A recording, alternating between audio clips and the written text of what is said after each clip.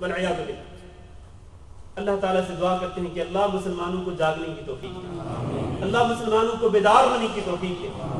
اس سے پہلے کہ یہ ہمارا قبلہ اول گر جائے، اس کو گرا دیا جائے، اس کو منہدم کر دیا جائے، اللہ اس سے پہلے ان یہودیوں کو تباہ و برباد کر دے۔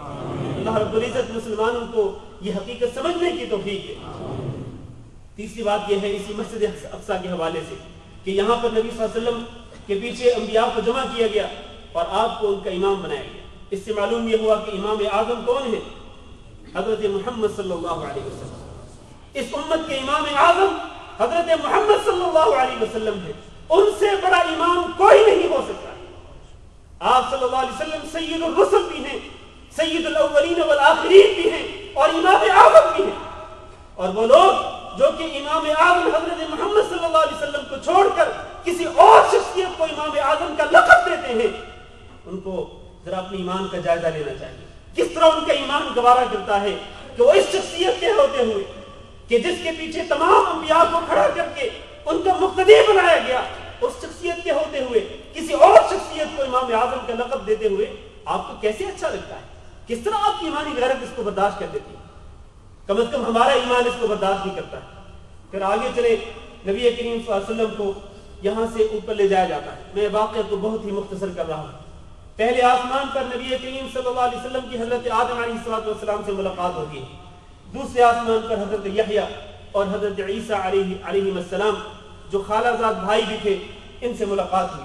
تیسرے آسمان پر حضرت یوسف علیہ السلام جن کے بارے میں اللہ کے رسول نے فرمایا کہ میں نے ان کے حسن کو دیکھا تو میں نے مجھے ایسے لگا کہ جیسے اللہ تعالیٰ نے حسن کو دو حصوں میں تقسیم کر دیا، ایک حصہ پوری مخلوق کے لیے، تمام انسانوں کے لیے، اور ایک حصہ صرف حضرت یوسف علیہ السلام کے لیے۔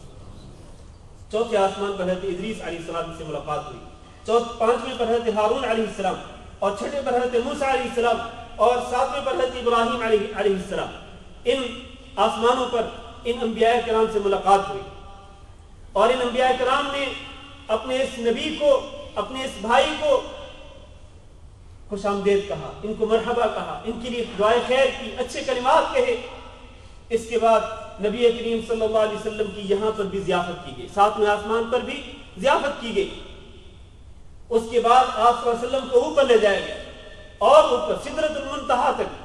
سدرۃ المنتہا یہ وہ مقام ہے کہ جہاں پر نیچے سے جانے والی جو چیزیں ہیں وہ سدرۃ المنتہا تک پہنچائی جاتی ہیں، پھر وہاں سے دوسرے فرشتے اوپر لے کے جاتے ہیں، اور اوپر سے اگر کوئی چیز آتی ہے تو اوپر والے فرشتے سدرۃ المنتہا تک پہنچاتے ہیں، پھر وہاں سے دوسرے فرشتے اس کو نیچے لاتے ہیں۔ یہ وہ مقام ہے سدرۃ المنتہا، یہ وہ درخت نبی کریم صلی اللہ علیہ وسلم فرمایا کہ میں نے دیکھا تو اس کے پتے جو ہیں وہ ہاتھی کے کان کی طرح اور اس کے پھل جو ہیں وہ حجر کے مٹکوں کی طرح بڑے بڑے، اور میں نے دیکھا کہ سونے کی تتلیاں جب اس درخت کو ڈھانپ لیتی ہیں تو کائنات کا کوئی شخص اس درخت کے حسن کو، اس کے جمال کو، اس کی خوبصورتی کو بیان کرنے کی طاقت ہی نہیں رکھتا۔ یہ خوبصورت درخت سدرۃ المنتہا نبی کریم صلی اللہ علیہ وسلم نے اس کو دیکھا۔ یہیں پر اسی مقام پر نبی کریم صلی اللہ علیہ وسلم نے حضرت جبریل علیہ السلام کو ان کی اصلی حالت میں دیکھا۔ اس سے پہلے بعثت کے ابتدائی دور میں جب آپ صلی اللہ علیہ وسلم کو نبی بنایا گیا تو ابتدائی دور میں آپ صلی اللہ علیہ وسلم کو یہ موقع دیا گیا کہ آپ نے حضرت جبریل کو ان کی اصلی شکل میں دیکھا تھا، اور یہ دوسرا موقع تھا، معراج کے موقع تھا، یہ دوسرا موقع تھا۔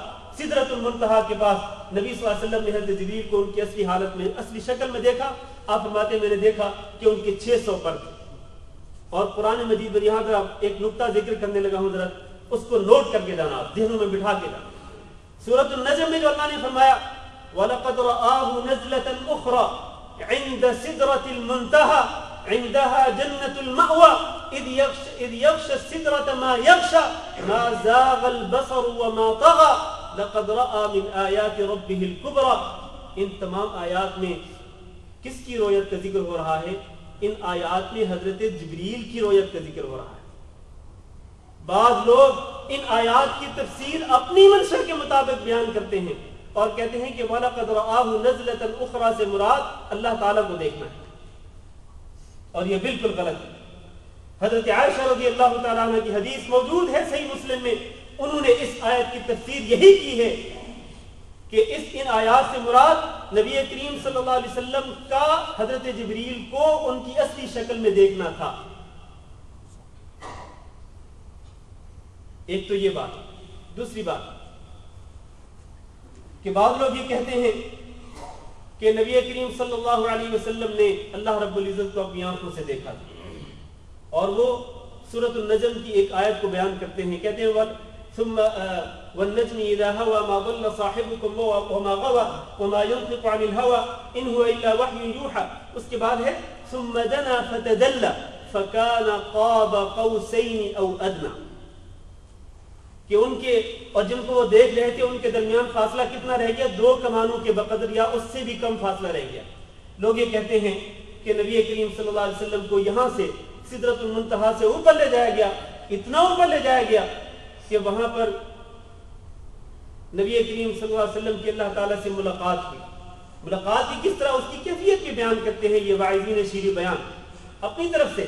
کہتے ہیں کہ اللہ تعالیٰ سے بغل گیر ہو گئے, اور پھر نبی صلی اللہ علیہ وسلم کو اللہ تعالیٰ نے اپنی دائیں طرف عرش پہ اپنی دائیں طرف بٹھایا اور ان سے راز و نیاز کی باتیں کی.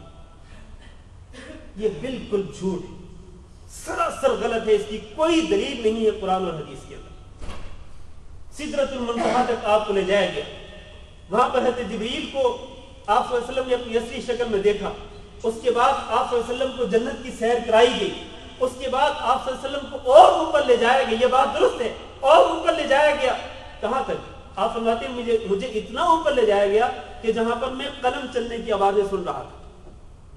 معنی یہ ہے کہ اللہ رب العزت اپنے احکامات صادر کر رہا تھا, اور ان احکامات کو فرشتے جن قلموں کے ساتھ نوٹ کر رہے تھے ان قلموں کے چلنے کی آوازیں میں سن رہا تھا. اس مقام تک آپ صلی اللہ علیہ وسلم کو لے جائے گا. باقی ملاقات ہونا, بغلگیر ہونا, راز و نیاز کی باتیں کرنا, یہ سراسر جھوٹ ہے. اور آئیے دیکھیں, نبی کریم صلی اللہ علیہ وسلم سے خود آپ صلی اللہ علیہ وسلم سے سوال کیا گیا کہ کیا آپ نے معراج کے موقع پر اللہ رب العزت کو اپنی آنکھوں سے دیکھا تھا؟ حضرت ابو ذر رضی اللہ تعالیٰ نے یہ سوال کیا تھا, تو آپ نے کیا جواب دیا؟ فرمایا نور انا ارا, اللہ تعالیٰ تو نور ہے, میں اس کو کیسے دیکھ سکتا ہوں. اور اس کی سب سے بڑی دلیل حضرت موسیٰ علیہ السلام کا واقعہ کہ جب انہوں نے کہا تھا کہ ارنی انظر الیک, مجھے موقع دی کہ میں آپ کو دیکھ سکوں. اللہ نے فرمایا لن ترانی, تم مجھے ہرگز نہیں دیکھ سکتے, ولکن انظر الی الجبل فإن استقر مكانه فسوف ترانی. اس پہاڑ کی طرف دیکھو, اگر تم اس کو دیکھ سکے, اگر یہ پہاڑ اپنی جگہ پہ برقرار رہا تو تم مجھے دیکھ سکو. فلما تجلى ربه للجبل جعله دكا وخر موسى صاعقا. اللہ رب العزت کی انوار آئے, اللہ کی تجلی پڑی پہاڑ پر تو پہاڑ ریزہ ریزہ ہو گیا, اور موسیٰ علیہ السلام بے ہوش ہو کر گر پڑے. اللہ رب العزت کو اس دنیا میں نہیں دیکھ سکے. یہ اہل السنہ والجماعہ کا عقیدہ ہے میرے بھائیوں, تمام سلف صالحین کا عقیدہ ہے کہ اس دنیا کے اندر کوئی بھی مومن اللہ رب العزت بشمول انبیاء کوئی مومن اللہ رب العزت کو اپنی آنکھوں سے نہیں دیکھ سکتا. ہاں, قیامت کے دن اہل ایمان کو اللہ تعالیٰ اپنا دیدار نصیب کریں گے.